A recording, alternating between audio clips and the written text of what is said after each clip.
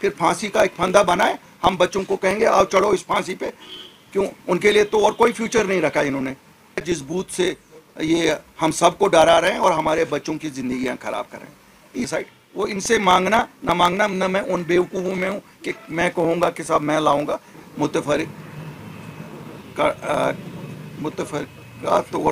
मुतफ़िका तौर पे ये करार पाया कि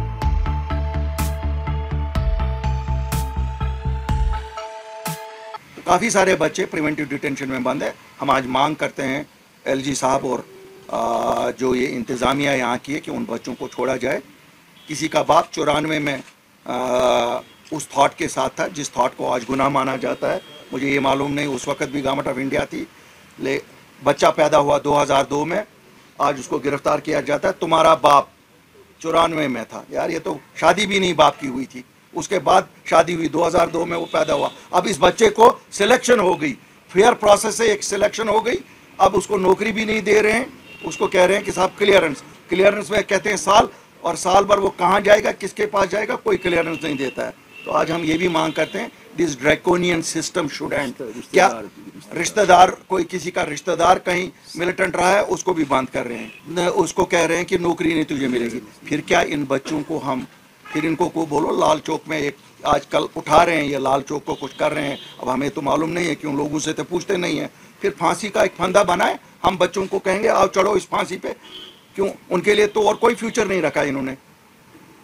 उन बच्चों ने अपनी मेहनत से इनके कॉम्पिटिटिव एग्जाम्स में बैठ के कामयाबी हासिल की। अब उनको कहा गया है साहब नहीं, आपको क्लियरेंस लानी है। लानी किसे है क्लियरेंस? पहले जिन लोगों से क्लियरेंस लानी है उनको क्लियर होना चाहिए, क्लियर करना भी है या नहीं। उनका तो शायद दिमाग का ऐसा चलता है कि क्लियर ही नहीं करना है। जब नहीं करना है तो या तो अगर कहीं किसी मंदिर पे चढ़ावा चढ़ाना है या मस्जिद पे कुछ दे देना, वो भी बताया हमें। हम अपने बच्चों को कहेंगे कि भाई साहब आपको बेड़ू कहीं चढ़ाना है, कहीं पे कोई और चीज़ चढ़ानी है, चढ़ावे में फिर आपको क्लियरेंस मिलेगी। तो ये बूथ मुझे पता नहीं कितना बड़ा है जिस बूथ से ये हम सबको डरा रहे हैं और हमारे बच्चों की ज़िंदगियां खराब कर रहे हैं। 370 और 35 से सुप्रीम कोर्ट में है। मैंने तो कुछ नहीं उस पर, मुझे मालूम है, मैं जज्बात में नहीं बोलता हूँ। मुझे पता है वो सुप्रीम कोर्ट फैसला करेगा। अल्लाह करे जज साहिबान के दिल में रहम आ जाए, वो वही फैसला करें जो जम्मू कश्मीर के लोग चाहते हैं।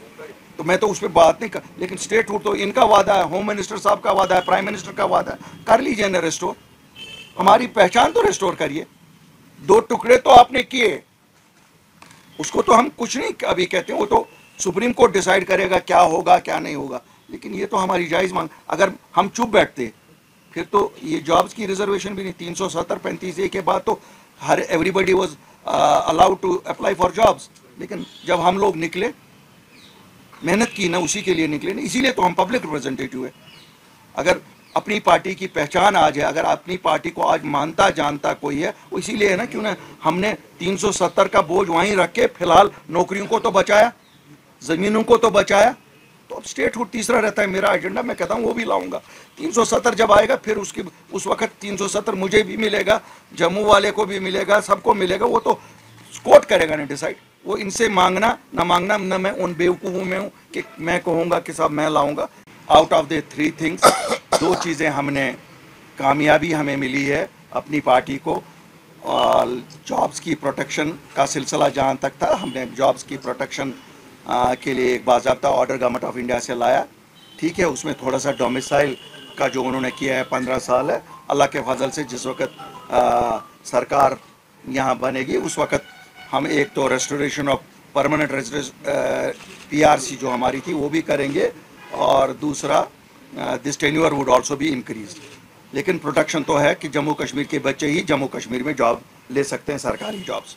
नंबर 2, ज़मीनों का 95% का प्रोटेक्शन है, खाली इंडस्ट्रियल यूज़ के लिए। जो पहले लीज पे होती थी अब वो खरीद सकते हैं, लेकिन 95% which is agriculture land can not be bought by non residents other than the state of Jammu and Kashmir और the UT of Jammu and Kashmir, whatever you may call. तीसरा है रेस्टोरेशन ऑफ स्टेटहुड। आज हमारी मीटिंग थी, दोनों खित्तों में मीटिंग थी, जम्मू में भी और यहाँ पर भी। और सभी हमारे ओहदेदारान मीटिंग में थे। मुतफ़िका मुतफ़िका तौर पे ये करार पाया कि हमारा एक डेलीगेशन गवर्नर साहब से मिलेगा जो रेस्टोरेशन ऑफ स्टेटहुड के लिए फॉर्मली डिमांड करेगा। बिकॉज आपने देखा होगा पिछले 3 महीने से हम लोगों की तरफ से भी इस डिमांड की तायीद की गई है। हम ये गवर्नर साहब को करना चाहते हैं और जो गवर्नमेंट है, गवर्नमेंट को हर एक डिस्ट्रिक्ट में हमारी डिस्ट्रिक्ट कमेटियाँ जाके डिस्ट्रिक्ट मजिस्ट्रेट्स के थ्रू या डीसीज़ के थ्रू हम वहाँ से भी फॉर्मली सभी 20 डिस्ट्रिक्ट से ये भेजेंगे। So we want to register and achieve this statehood जो हमसे छीना गया है 5 अगस्त 2019 को। दूसरी जो मेन अहम बात हम आज आपसे करना चाहते हैं कि आपको मालूम है पिछले डिटेंशन्स हुई हैं। पहले कहा गया कि साहब टूरिज़म का सीज़न है तो हम चाहते हैं कि लॉ एंड ऑर्डर यहाँ ठीक रहे। फिर कहा गया कि यहाँ साहब अमरनाथ यात्रा है, उस पर बड़ी हाइप दी गई। अल्हम्दुलिल्लाह, अल्लाह ताला का शुक्र है, मैं अपने लोगों को मुबारकबादी देता हूँ। ये जम्मू कश्मीर की लोगों की वजह से कामयाब हुई है यात्रा या टूरिज़म सीज़न। अमन अमान बिल्कुल ठीक रहा और जैसा कहा जाता था ये वही अनासिर हैं जिन्होंने कभी सही तर्जुमानी नहीं की कि जम्मू कश्मीर के हालात की। उन्होंने हमेशा कहा कि साहब यहाँ तो कुछ होने वाला है और उसमें हमारी इकॉनमी को भी तबाह करते हैं और हमारे बच्चों को भी परेशान करते हैं। तो काफ़ी सारे बच्चे प्रिवेंटिव डिटेंशन में बंद है। हम आज मांग करते हैं एलजी साहब और जो ये इंतज़ामिया यहाँ की है कि उन बच्चों को छोड़ा जाए। किसी का बाप 94 में उस थॉट के साथ था जिस थॉट को आज गुनाह माना जाता है। मुझे ये मालूम नहीं, उस वक़्त भी गवर्नमेंट ऑफ इंडिया थी।